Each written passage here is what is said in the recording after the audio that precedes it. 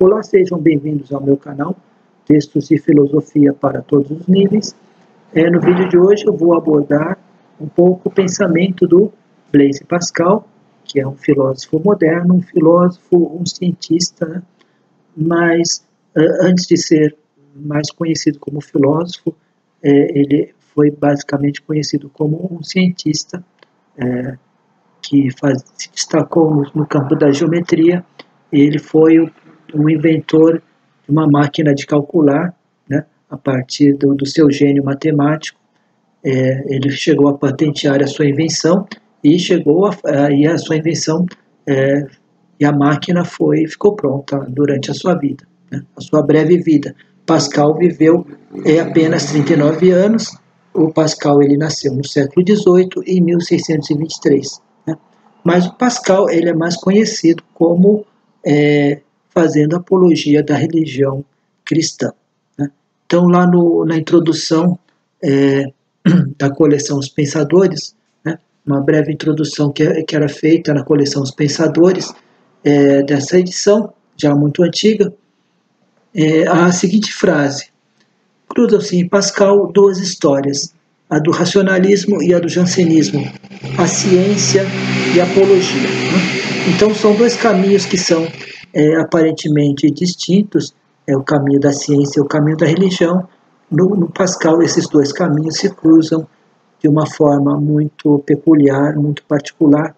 O Pascal ele fazia apologia da religião cristã, ele foi ligado a um grupo chamado de Port-Royal, que também não era visto com muitos bons olhos vamos dizer assim, pela igreja, pela aula oficial da igreja, por vários motivos, né?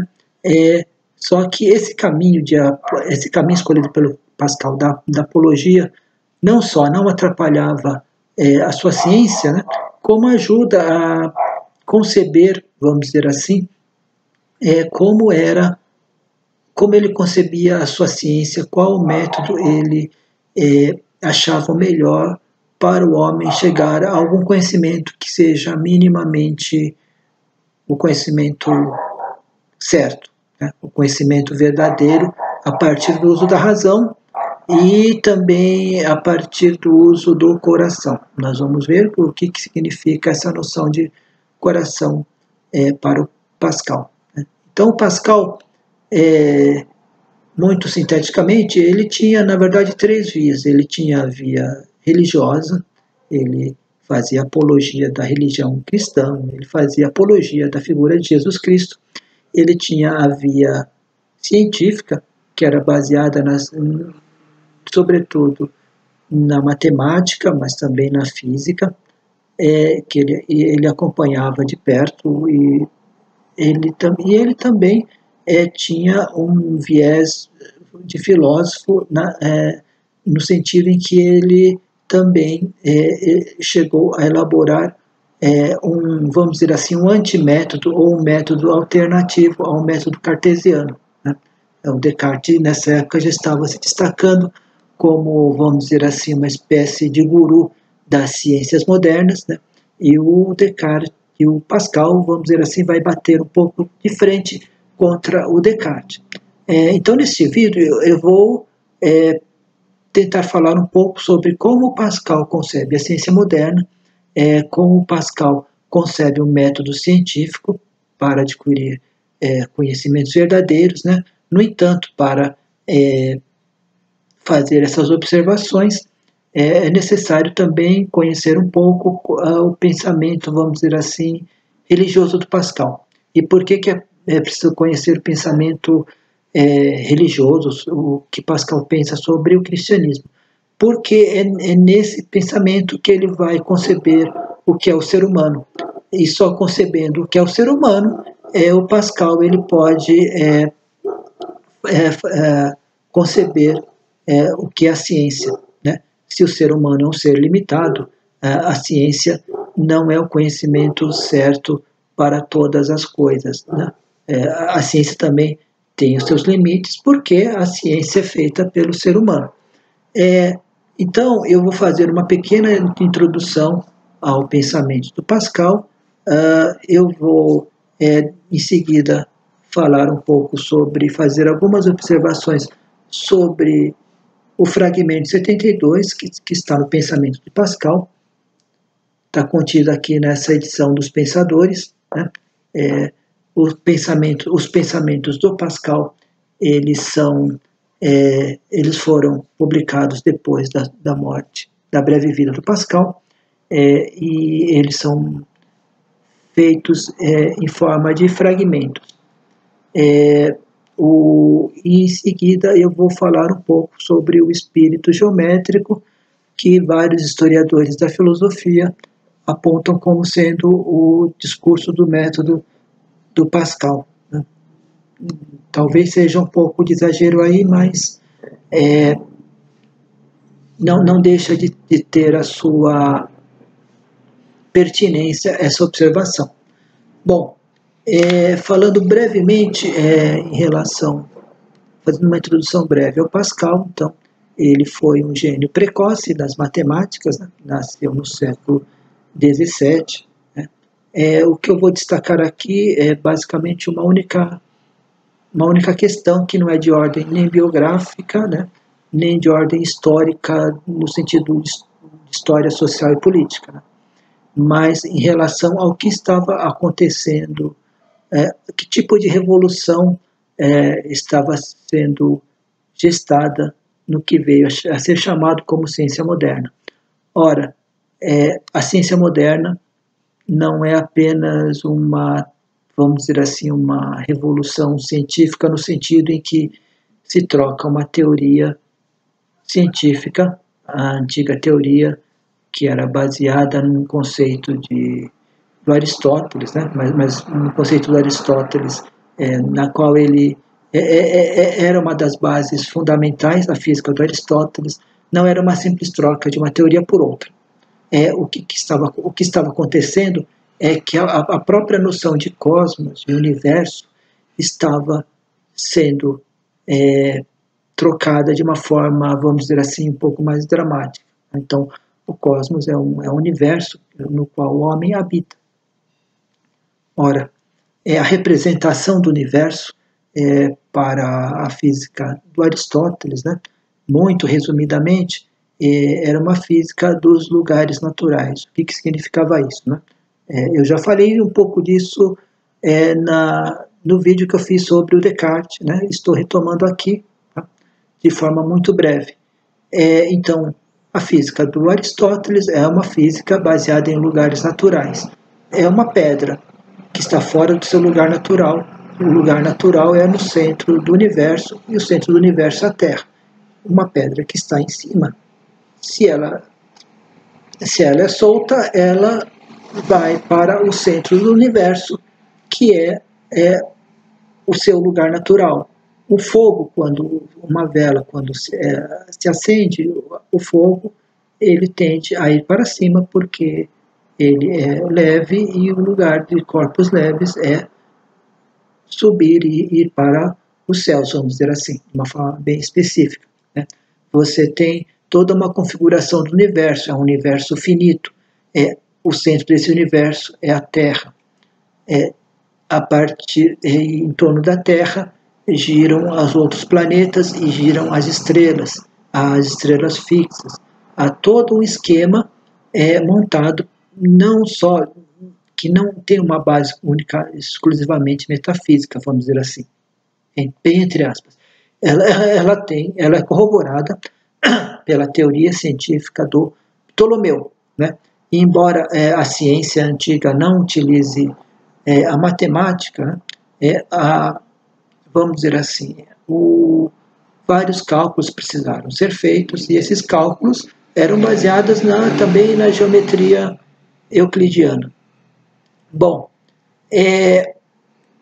isso é, grosso modo, a física aristotélica. Você tem lugares, o universo tem hierarquias, os corpos celestes eram considerados corpos nobres e giravam ao redor, só que giravam ao redor da Terra. Então, existia um ponto fixo. O ponto fixo era a Terra. A partir da ciência moderna, o espaço ele tornou-se totalmente geométrico. e era um espaço homogêneo, ou seja, não há lugar privilegiado.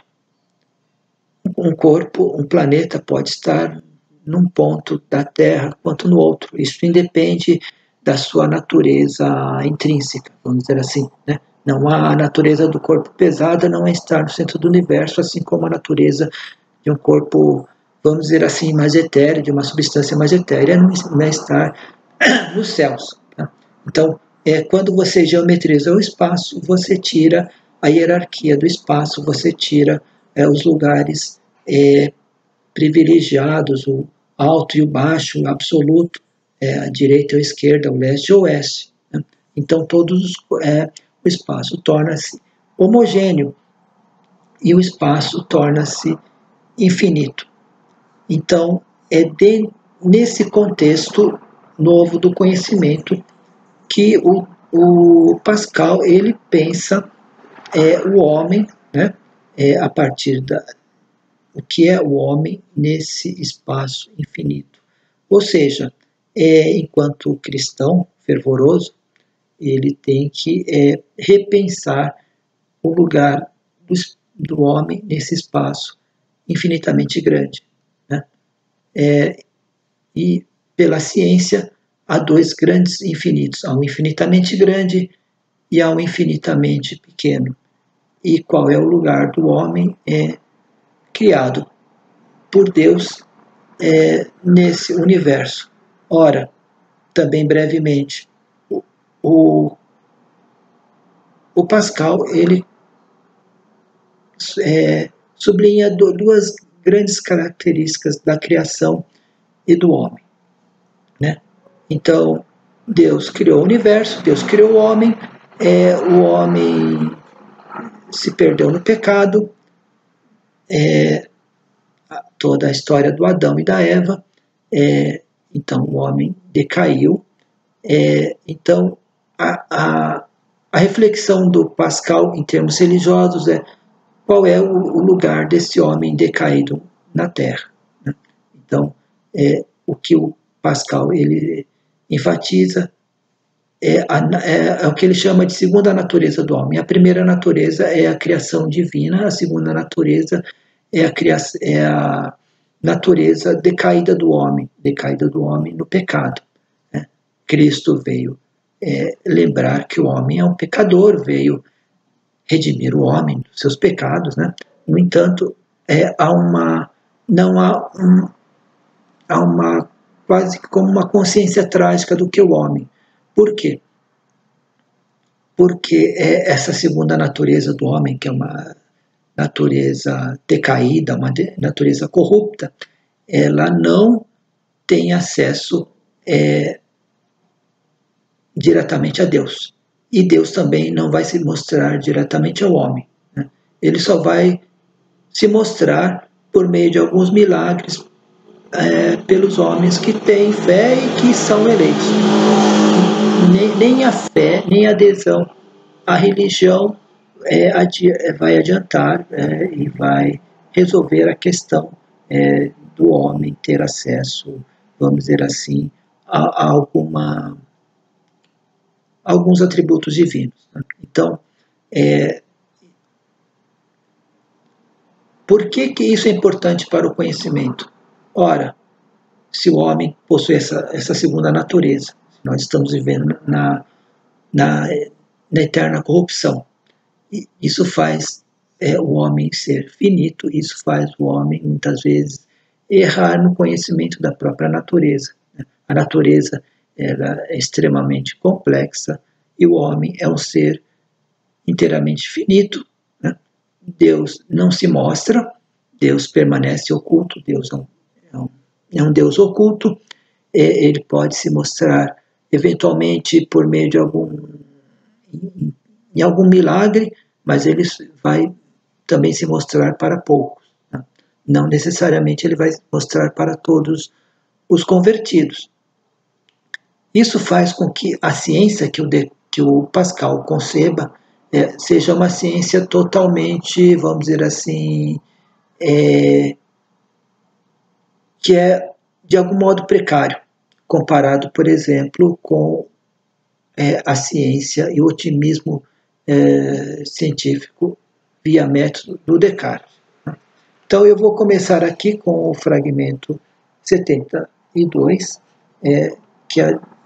que fala basicamente do conhecimento, né, mas também fala dessa finitude humana, né, que o homem é um ponto diante da imensidão do universo. Né? Então, o homem é quase como se fosse um grãozinho de areia nessa vastidão do universo. Então, a primeira questão é, o homem ele não deve se orgulhar da sua inteligência, da sua racionalidade, porque é a sua inteligência, a sua racionalidade que vai propiciar com que ele conheça várias coisas, que já propiciou na época dele que o desenvolvimento de algumas ciências, mas notadamente o desenvolvimento da álgebra, da geometria, das matemáticas em geral, né? O homem, no fundo, não tem do que se orgulhar porque ele é um grãozinho de areia nessa imensidão do universo, né? Então, basta o homem refletir e se voltar um pouquinho para dentro de si mesmo que ele vai ver uma infinitude na natureza e uma finitude no ser humano. E essa finitude diz respeito não apenas à razão, como também à imaginação. Então, a imaginação do homem também ela é limitada, ela não pode abarcar o infinito. Né? Então, aí tem uma coisa essencial no pensamento do Pascal em relação ao ser humano. O Pascal, ele diz que o ser humano está entre dois infinitos, o infinitamente grande e o infinitamente pequeno. O infinitamente grande vai para além do nosso sistema solar, vai para outros sistemas, para além das outras estrelas, que são inimagináveis ao ser humano. Né? E o infinitamente pequeno, né, são os universos que estão nas células, no átomo, dentro do próprio corpo humano, há todo um universo extremamente complexo que o homem muitas vezes não pode imaginar. Né? Então ele não vê e muitas vezes ele nem acredita que existe. Né? Mas dentro de um átomo há infinitos universos também, há vários universos, né? E essas são as maravilhas que o homem deveria se assombrar. Né? As maravilhas mínimas que estão dentro do próprio homem, estão numa plantinha, estão no interior estão na ameba, estão no interior da própria ameba. Então, o homem é nada em relação ao infinito e tudo em relação ao nada. O nada que ele está se referindo, né, o Pascal está se referindo ao nada em relação ao infinitamente pequeno. Né? E todas as coisas da natureza, elas participam desse duplo infinito, desse duplo infinito, o infinitamente grande e o infinitamente pequeno. Ora, a razão, o entendimento e a própria imaginação, eles são incapazes de conceber esses dois infinitos. Né? Dessa forma, nós somos limitados em tudo, né? Portanto, todo o nosso conhecimento vai ser um conhecimento imaginando esses dois infinitos, todo o nosso conhecimento vai ser um conhecimento totalmente limitado. No entanto, isso não nos deve levar ao ceticismo. O ceticismo seria o complemento, vamos dizer assim, de um dogmatismo. Né? O homem pode chegar à verdade, o homem conhece a verdade por meio da ciência, e essa verdade vai ser absoluta, verdadeira, imutável, etc., etc. Pode ser um viés dogmático. Né? Ora, se nós não podemos conceber todas as coisas, conhecer, aprender todas as coisas que estão no universo, ou mesmo ao nosso redor, de forma inteiramente verdadeira, então não há conhecimento possível. Né? Ora, há um conhecimento possível, É por isso que a concepção de ser humano do Pascal é importante para o conhecimento e para o próprio método que ele quer para as ciências ou para as várias áreas do conhecimento. Por quê? Porque a partir da tomada de consciência de si mesmo, da sua precariedade, do seu limite, que o homem vai poder conhecer aquilo que lhe for possível, né? Ou aquilo que se revela na natureza. O homem não vai conhecer o infinitamente grande nem o infinitamente pequeno, mas ele vai avançar no conhecimento, por exemplo, da órbita dos planetas, ele vai avançar no conhecimento do corpo humano, ele vai avançar no conhecimento do movimento dos corpos aqui no nosso planeta. Isso diz respeito à física. Então, são vários tipos de conhecimento que o homem vai desenvolver a partir dessa sua condição, entre dois extremos, entre o infinitamente grande e o infinitamente pequeno. Portanto, só que a base para essa ciência, se nós fôssemos elaborar um método, não é uma base sólida como no sentido cartesiano. É impossível fundamentar esse nosso conhecimento, que é um conhecimento precário, segundo uma base cartesiana. E mais outra coisa que, no primeiro momento, nós podemos chamar a atenção para a diferença entre o Pascal e o Descartes, é que o Pascal ele vai conceber que o método é necessário para o conhecimento científico, o conhecimento do que é verdadeiro a partir da razão. No entanto, não há um único método. Não existe a possibilidade de se realizar um único método para todas as áreas do conhecimento. Não há um método único para o desenvolvimento da matemática, para o desenvolvimento da biologia, para o desenvolvimento da física, né? Enfim, para o desenvolvimento de outros conhecimentos que dependem da razão.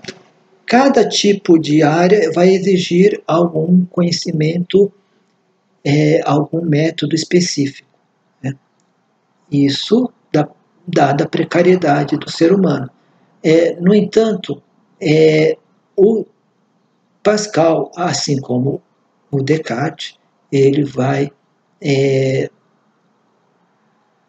atribuir uma certa excelência à geometria e às matemáticas em geral. Nós vamos ver mais adiante quando nós falarmos do espírito geométrico, né? Porque a matemática, dentro as matemáticas e a geometria em especial, dentro das suas limitações, elas conseguem realizar demonstrações a partir de elementos simples, e essas demonstrações são totalmente verdadeiras. Então, ele nutre uma admiração grande pela matemática e pela geometria, assim como Descartes o fazia lá nas suas obras.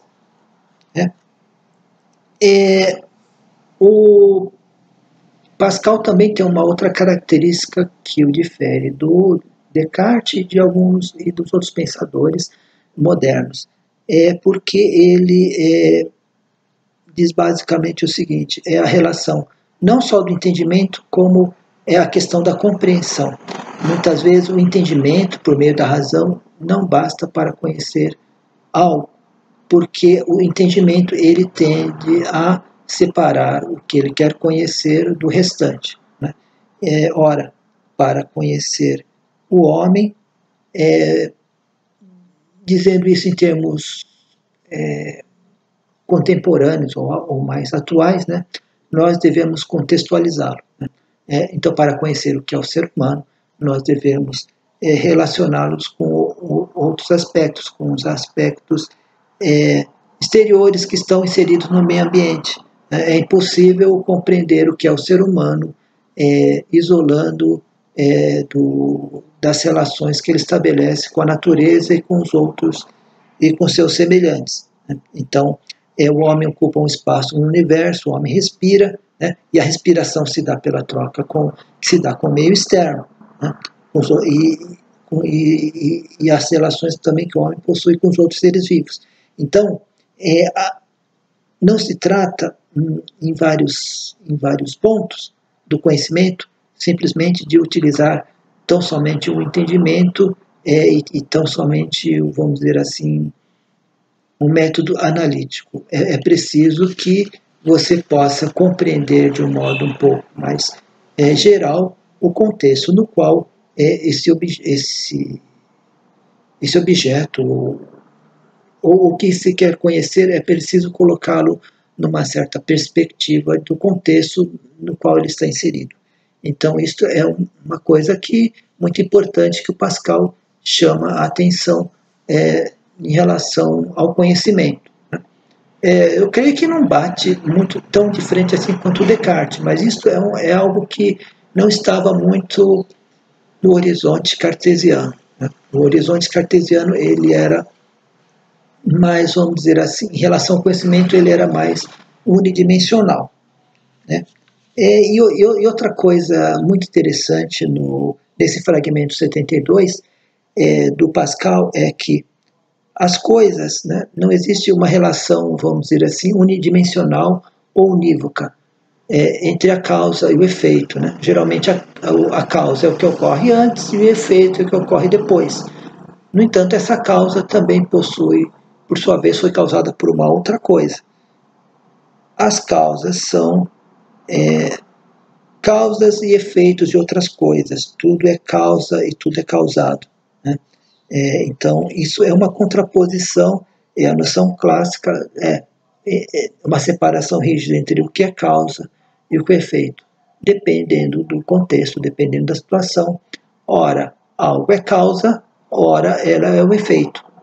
E todas as coisas são causas e efeitos umas das outras. Né?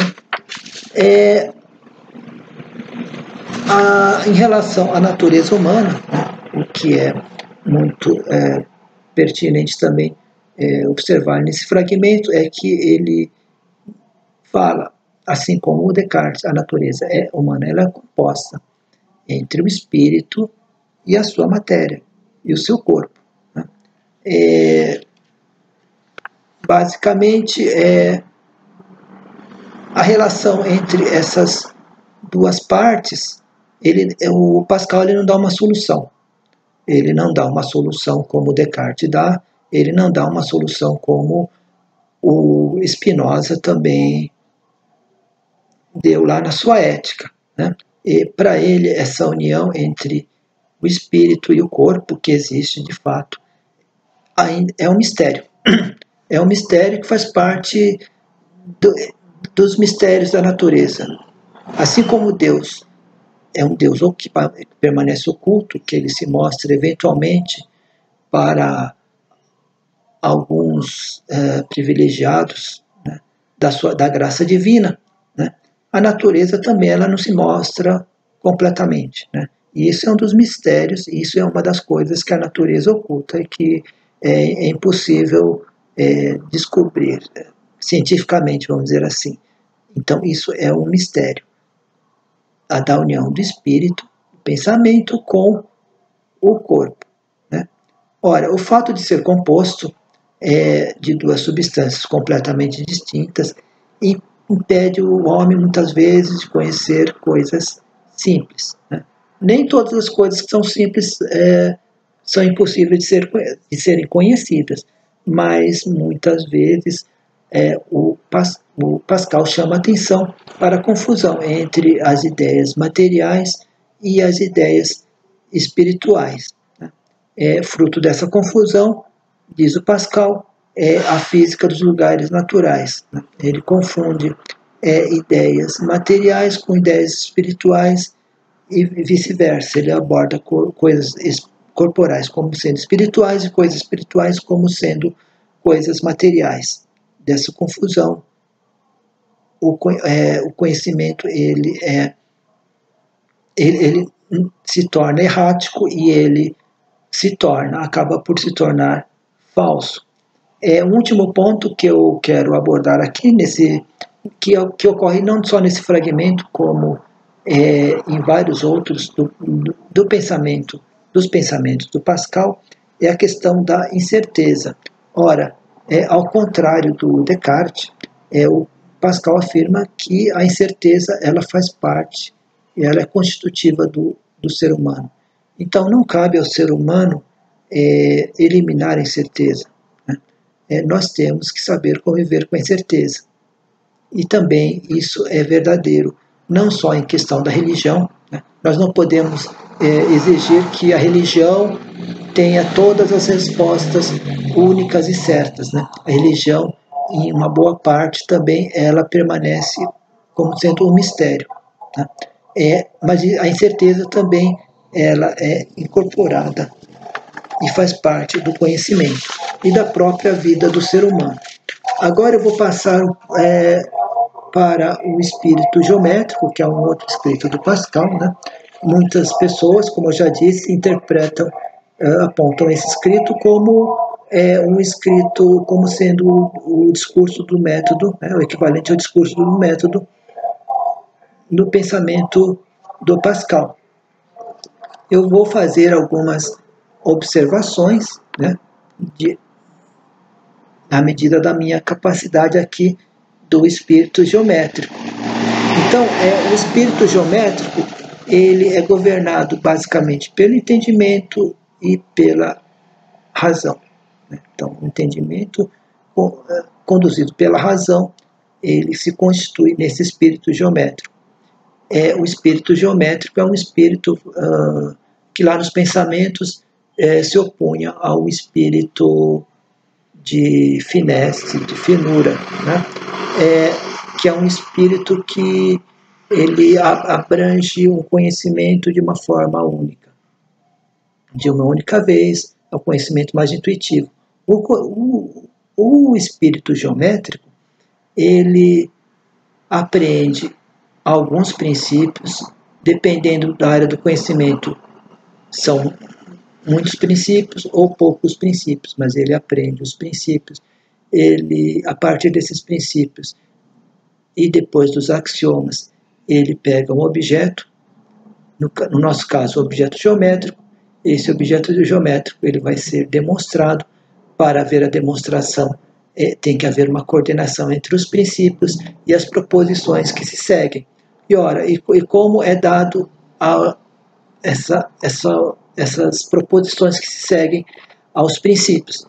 É dado pela ordem. Então, é um espírito que percorre proposição por proposição, ordena as proposições, faz a inferência entre as proposições, não é?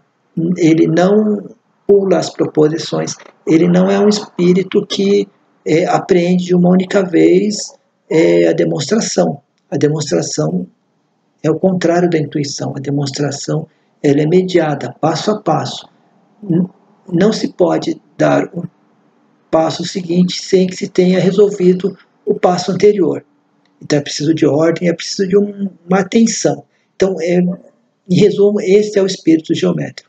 É o espírito no qual você raciocina, e o raciocínio não pode pular etapas, e ele não pode ser feito de forma intuitiva, ele não pode aprender o objeto de uma única vez. Né?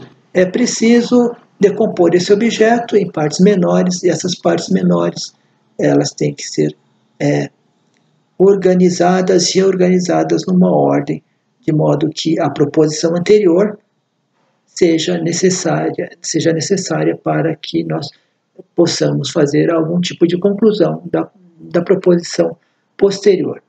Então, o Descartes, o Pascal, ele relaciona esse espírito geométrico com o estudo da verdade. E o estudo da verdade possui basicamente 3 etapas. A primeira etapa é descobrir a verdade que se busca. Então, você vai em busca de alguma verdade e você tem que descobrir essa verdade. Né? Mas assim que ela for descoberta, tem uma outra etapa, que é demonstrar essa verdade, a partir do momento que nós a descobrimos.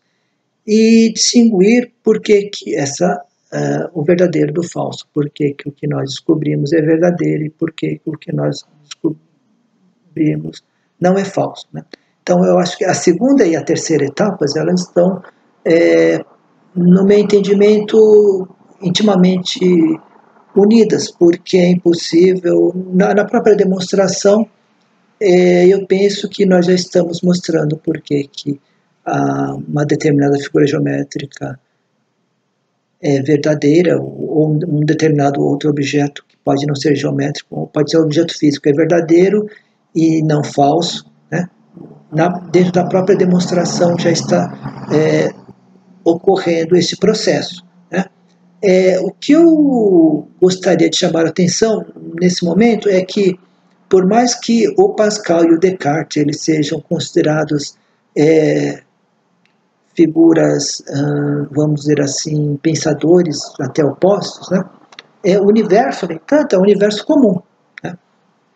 Ora, ruiu, a escolástica está ruindo, né? O universo da escolástica, né, que é um universo fechado, está ruindo a representação do universo, está ruindo um novo tipo de conhecimento, está sendo gestado.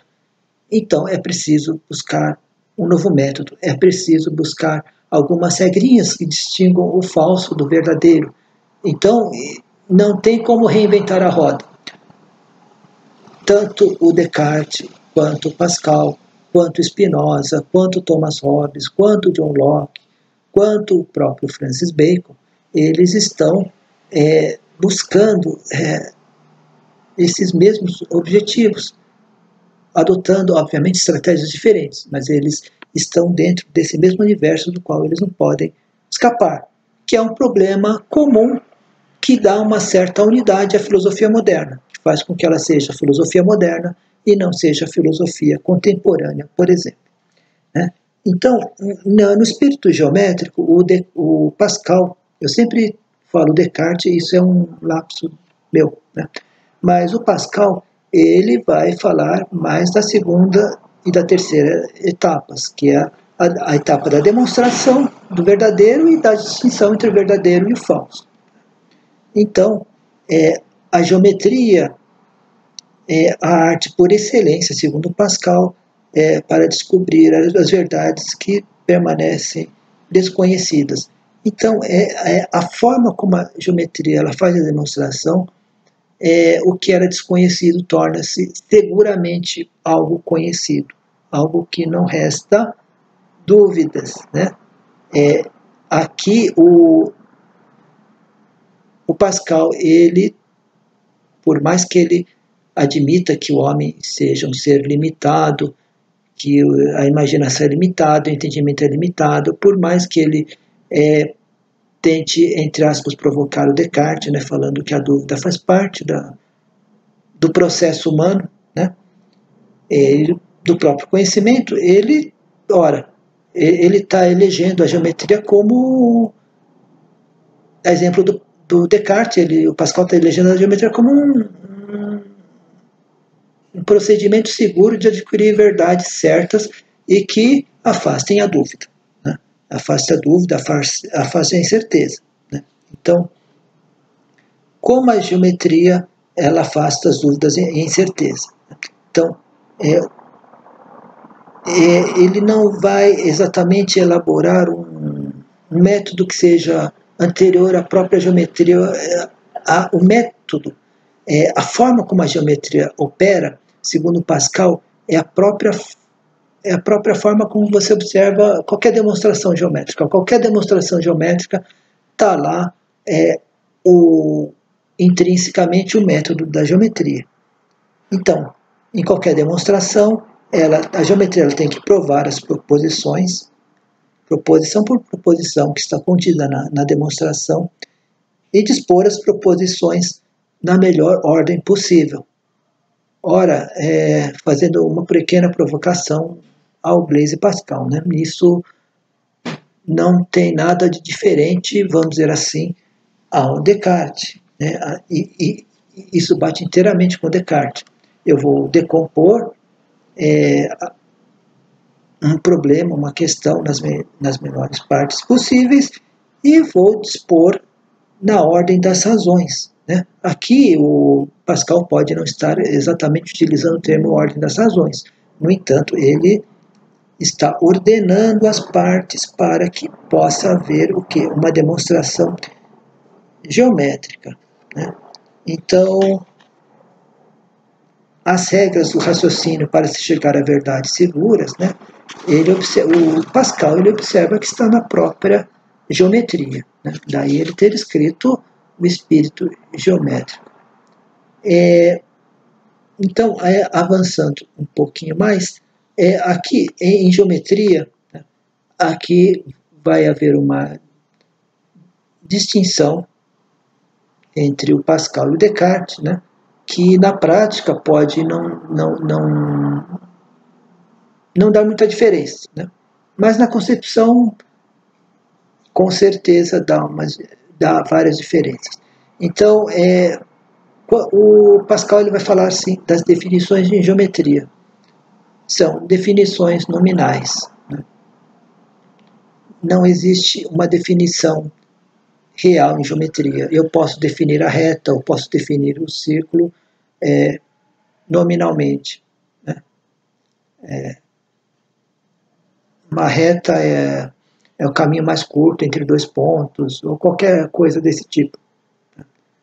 Se isso corresponde à essência da reta ou não, isso é uma outra questão, né? Para o Pascal, ele vai falar assim que o intelecto humano, o raciocínio humano, a razão humana, o entendimento humano, eles são incapazes de apreender a verdadeira essência das coisas, né? Deus não dá tudo de barato, né? Deus criou o homem, um ser racional, um ser que também possui entendimento, um ser que possui sentidos e imaginação. No entanto, né, o ser humano é totalmente limitado e imperfeito, e tanto ele é mais limitado e imperfeito agora que ele está vivendo uma segunda natureza, uma natureza plena de corrupção. Então, o conhecimento que o homem vai gerar a partir dessa segunda natureza vai ser um conhecimento muito mais precário, né? Ora, as definições são nominais, são convenções, ou elas são definições nominais, ou elas são, vamos dizer assim, apreendidas pelo espírito de finesse ou de finura, né? Apreendidas de uma única vez, né? São termos comuns, são nomes comuns, né? E que não entram em disputa. Então, tempo, espaço, movimento são termos comuns que não necessitariam ou não precisariam ter uma demonstração, né? Eu não vou fazer uma definição real do que o tempo. Eu não vou fazer uma definição real do que é o espaço. Muito provavelmente eu nem preciso de fazer uma definição nominal do que é o tempo e do que é o espaço. O próprio espírito de finura, ou o próprio coração, ele, vamos dizer assim, ele ilumina a consciência humana e quando eu falo espaço, tempo, movimento, todo mundo entende. Não é necessário aqui uma disputa filosófica, por exemplo, de várias teorias, umas tentando dizer que o tempo tem tais e tais atributos essenciais, outra teoria filosófica dizendo que o tempo tem tais e tais atributos essenciais, né? Simplesmente, quando se fala tempo, as pessoas conseguem apreender o que é o tempo, e aprendem de uma forma intuitiva, né? O Pascal, ele fala que o homem é um ser não só de razão, mas um ser do coração. Em termos bem gerais, é preciso distinguir o coração das paixões, vamos dizer assim, né? Então, quando quando Pascal ele fala do coração, ele está falando do coração em termos também de conhecimento, só que um conhecimento que é totalmente oposto do conhecimento do espírito geométrico. Ele é um conhecimento é algo que você bate o olho, vamos dizer assim, que você aprende como sendo evidente e evidentemente verdadeiro, não evidentemente falso, né?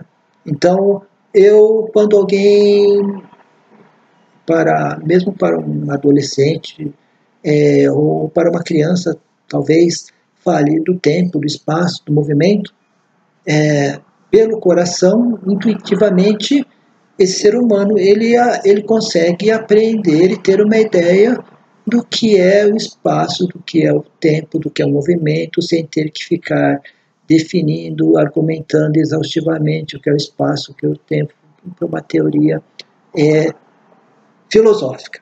Então aqui há uma outra característica. No Descartes, a metafísica, por meio da filosofia, ela era a raiz da ciência. Curiosamente, o Blaise Pascal ele está eliminando essas raízes metafísicas da ciência. Ele age quase como se fosse um positivista. Existe a ciência por um lado e a filosofia por outro. Ele está separando radicalmente filosofia da ciência, né? Vamos dizer assim, já é um viés positivista. Existe a filosofia e existe a ciência, né? Veja bem, o Pascal ele não está falando que a filosofia, a ciência seria superior à filosofia, né? Na verdade, os dois são frutos do conhecimento humano, né? E o conhecimento humano vive nessa condição trágica, né? Deus não se mostra ao ser humano, o ser humano está afastado de Deus e também ele está afastado do conhecimento completo e exaustivo da natureza, porque ele vive nesse mundo de corrupção e a razão dele e a imaginação do ser humano são insuficientes para abarcar o infinitamente grande, né? E também o infinitamente pequeno. Então, mas é interessante perceber esse movimento no Pascal. A nossa ciência é precária, portanto, ela dispensa a metafísica. Por quê? Porque a metafísica ela induz o homem a pensar que no conhecimento sistemático da natureza, ela induz o homem a pensar até num certo dogmatismo. Então, a ciência moderna traz o conhecimento que vai ser absoluto, universal e que vai valer para o resto dos nossos dias, né? Não é assim. A definição nominal, que é uma convenção, prova que o ser humano é um ser limitado, né? Um exemplo de definição nominal para o Pascal é a definição de número par. Ora, todo número divisível por 2 é número par, né? Então, sempre que um geômetra, que um matemático, né, na álgebra, por exemplo, se falar em número par, você concebe esse termo, número par, a partir da definição nominal que lhe foi dado. Eu não preciso, em toda a operação algébrica, por exemplo, falar que o número par é aquele dividido por 2. Eu simplesmente substituo a definição nominal pelo termo par, né? Então, enfatizando, é impossível determinar um sistema que abarque todo o conhecimento humano de uma forma unificada, de uma forma sistemática, né? Então, a geometria, portanto, ela é um modelo que serve para certas demonstrações, né, dentro da geometria, né, e dentro da própria matemática, né? E ela opera com esses conceitos, que são conceitos, vamos dizer assim, primitivos, que são dados intuitivamente ao ser humano, né? Outras ciências, como a física, a biologia, elas exigirão outros tipos de abordagem, né? No entanto, eu penso que o que há de comum em todo o conhecimento é que tanto o biólogo quanto o físico, ele não pode nunca deixar de ter em mente, de ter consciência das limitações do intelecto humano. Então, isso é o que há de comum, né? E ele, muitas vezes, vai ter que também trabalhar com definições nominais e com conceitos que são comuns a todas as pessoas, né, e são aprendidas de forma intuitiva. Né? Não sei exatamente, mas talvez o próprio físico, ele terá que trabalhar, muitas vezes, com conceitos de tempo e espaço, né, sem que seja aprendido de forma mais intuitiva, né, que seja aprendido não só pelo entendimento, pela razão, mas que seja aprendido pelo coração. Né? Coração entendido como sendo esse outro tipo de conhecimento que complementa o conhecimento racional, ou seja, um conhecimento que é aprendido de uma única vez, que ele não é mediado, e não depende de ser extraído de princípios que são universais, etc, etc. Né? Então, isso talvez que seja o comum a todos os outros tipos de conhecimento. Né? Bom, uma última observação que eu farei aqui agora é o seguinte.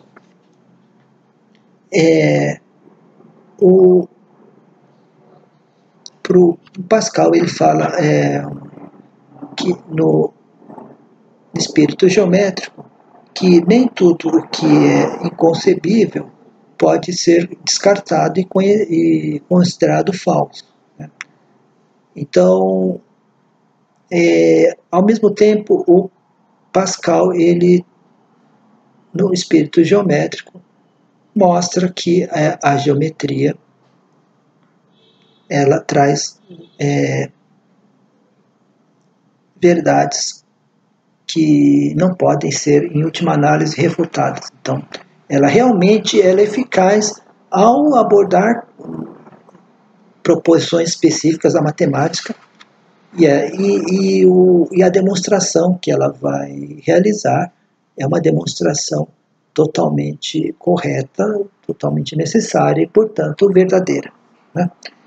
No entanto, ele vai falar que o compreensível ele não é necessariamente o que é falso, ele é devido à limitação humana. Né? Mas, um exemplo, o que é incompreensível em relação à geometria? Né? E como é que esse incompreensível ele pode gerar um conhecimento que seja verdadeiro? Então, no espírito geométrico, ao falar sobre a divisibilidade do espaço, ele se depara com duas teses que, em princípio, as duas teses, ou duas que são expressas em forma de duas proposições, em princípio, essas duas proposições são inconcebíveis. A primeira proposição, o espaço é divisível ao infinito. Né? A imaginação não pode apreender que o espaço é divisível ao infinito. Né? O entendimento, por uma série de razões, muitas vezes se recusa também a conceber que o espaço seja divisível ao infinito. Uma outra proposição é que o espaço é composto de indivisíveis. Né? Então, o espaço é composto de uma série de pontos, de pontinhos, a gente pode dizer assim, e cada ponto desse é indivisível em relação ao outro. Né? Então, um ponto toca ao outro, que vai tocando ao outro, né? Eu tenho espaço, por exemplo, de 30 centímetros. Independente do tamanho do ponto, se é um ponto maior ou menor, né? Todos esses indivisíveis, eles tocam entre si e geram esse espaço que eu estou concebendo agora como uma reta, por exemplo, que é composta de indivisíveis. Né? Eu poderia também trocar espaço por uma reta. Por meio do argumento da redução ao absurdo, uma dessas, o Pascal ele vai tentar extrair duas conclusões. Uma dessas conclusões vai gerar um absurdo, são inconcebíveis. Vamos dizer, o espaço é composto de indivisíveis. Para o Pascal, ele faz uma série de demonstrações, vamos dizer assim, e chega ao absurdo dessa proposição. Ora, se as proposições são contraditórias, e se ele mostrou que uma das proposições, notadamente que o espaço é composto de divisíveis, é um absurdo, a sua posição contraditória, que o espaço é divisível ao infinito, ela é verdadeira. Esse foi não é uma artimanha, mas uma operação, né, para que o Pascal nos mostra que também o inconcebível, muitas vezes, ele pode se transformar em algo concebível a partir desse recurso, a partir do recurso da demonstração que chega ao absurdo de alguma proposição, né? Na parte final do espírito geométrico, o Pascal ele vai falar da arte de persuadir, né? Isso é curioso porque o que é persuasão? Você vai convencer uma pessoa, né? Então, quando se fala em persuasão, nós pensamos logo no campo do domínio político, né? Então, eu tenho algumas ideias sobre o que é a sociedade, o que é a política, e eu vou convencer uma plateia que as minhas ideias são melhores do que a ideia do meu adversário, do partido XYZ, e a partir daí eu vou utilizar as técnicas de persuasão para convencer essa plateia das minhas ideias, né? Ora, mas desde a época do Aristóteles, né, quando Aristóteles ele concebe a sua retórica, né, ele diz que a retórica ela serve também para a ciência, para aquele que está de posse da sua verdade, né? Então, não basta estar de posse da verdade, você tem que saber persuadir as pessoas de que você está de posse da verdade ou de que você está certo, né? Então, mesmo uma verdade, vamos dizer assim, científica, ou aparentemente científica, é preciso das técnicas da persuasão, né? No entanto, aqui, quando o Pascal fala da arte da persuasão dentro do espírito geométrico, isso me remete única e exclusivamente ao seguinte: ele está reforçando os passos que se deve dar em uma demonstração geométrica. Se você consegue reforçar os passos, se você marca bem todos os passos que são necessários para que, de posse de uma primeira verdade, você possa demonstrar que aquela verdade é realmente verdadeira e não é falsa, né? Ou seja, tudo que o Pascal já disse até agora, ele está reforçando a seguinte coisa: isso é o suficiente para que as pessoas possam se convencer de que aquela determinada demonstração geométrica é verdadeira e não falsa, de que aquele, no máximo, de que aquele objeto feito de acordo com a demonstração geométrica é verdadeiro e não falso, mesmo com a precariedade do nosso espírito, mesmo com a precariedade da nossa razão, mesmo com a precariedade da nossa imaginação, nós conseguimos convencê-la, né, de que aquilo é realmente a verdade ou não, né? E tem uma outra questão, né? O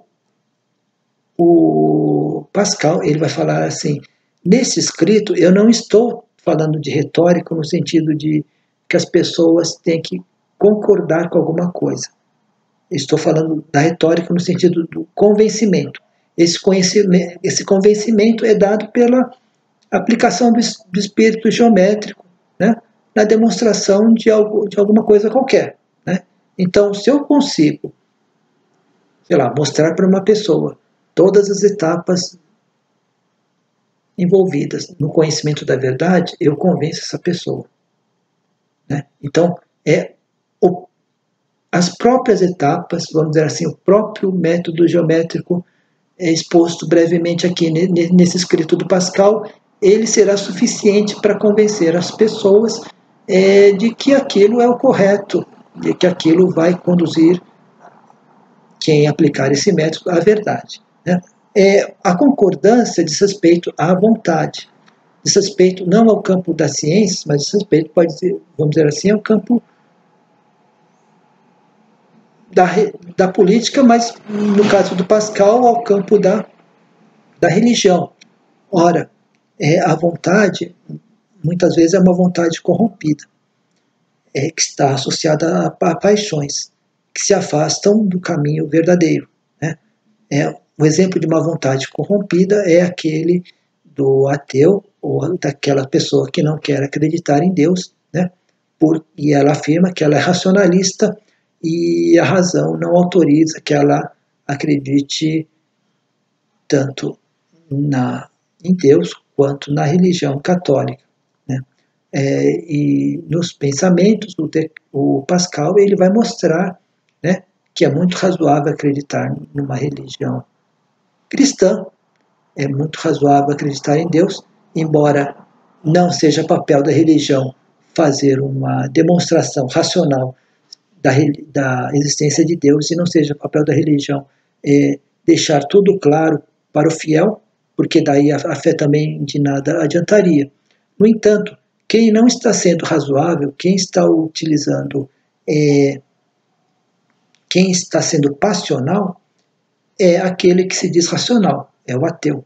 Ele não está sendo razoável quando ele se aferra na crença de que a religião não serve para nada. Ele não está sendo razoável quando ele se aferra na crença de que Deus não existe, porque ele está usando a sua vontade corrompida, ele está usando as suas paixões mais arraigadas, né, para afirmar que ele é contra a religião cristã. Né?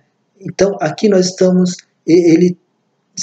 nesse caso, o Pascal ele deveria usar uma outra parte da retórica, que é fazer com que as pessoas concordem que a religião cristã é a religião que vai salvar o homem aí de seus pecados, né, na figura de Jesus Cristo, e que Deus existe. Então, só que esse tipo de retórica, de persuasão, não está em jogo aqui na questão do espírito geométrico nesse escrito. Né? No fundo, o Pascal, nessa segunda parte, quando ele fala da persuasão, ele está apenas reforçando essa ideia que já vem desde o Aristóteles. Não basta ter a verdade, é preciso convencer as pessoas que você tem a verdade. É preciso persuadir as pessoas que você tem a verdade. Ora, para persuadir as pessoas que você tem a verdade, isso é necessário única e exclusivamente para o Pascal mostrar que o método e que o espírito geométrico podem conduzir o homem a certos tipos de verdade, né, que são acessíveis ao espírito humano, à consciência humana, ao entendimento humano. Então é isso. Muito obrigado pela paciência. Né? Às vezes pode ter ficado um pouquinho mais enrolado, vocês podem ir pulando algumas partes do vídeo, né? Mas é o que eu consegui aprender do Pascal. Né? Muito obrigado, até a próxima.